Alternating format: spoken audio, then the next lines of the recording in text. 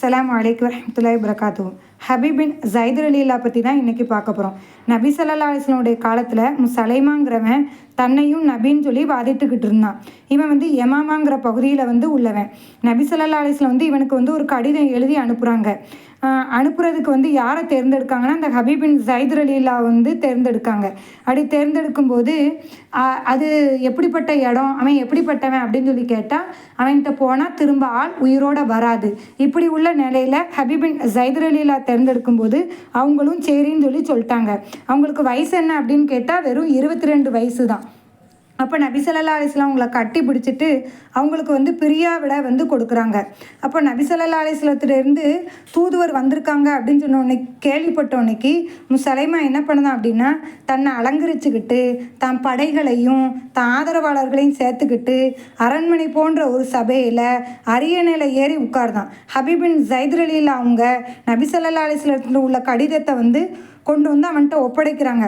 அதை படிச்சுட்டு அவன் நூற்றுக்கணக்கான மக்களுக்கு முன்னாடி கேட்கான், முகமது நபி ஸல்லல்லாஹு அலைஹி வஸல்லம் இறைவனுடைய தூதர் அப்படின்னு நீ சாட்சி சொல்கிறாயா?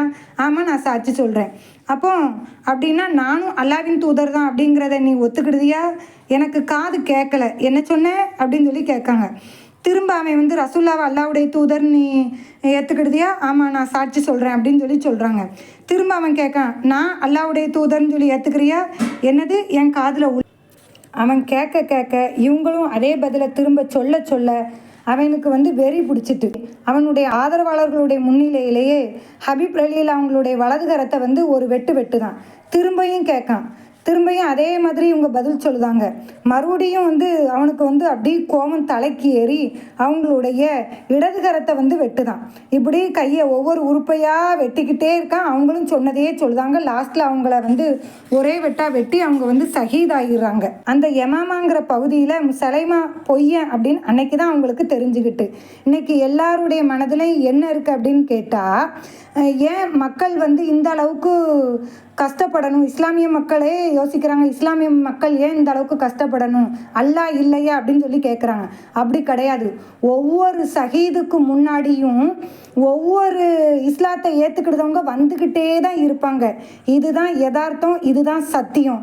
ஆனால் நம்ம தான் என்ன செய்த முட்டாத்தனமா, அல்லாஹ் இருக்காம்ல, அல்லாஹ் இவங்களை காப்பாற்றினான்னா, அல்லாஹ் இவங்களுக்கு கொடுத்தா என்ன அப்படின்னு ஷஹீதுடைய அந்தஸ்தை அடைஞ்சவங்களுக்கு அல்லாஹ் சொல்ல முடியாத இன்பத்துக்கு அவங்கள ஆளாக்குறாங்க.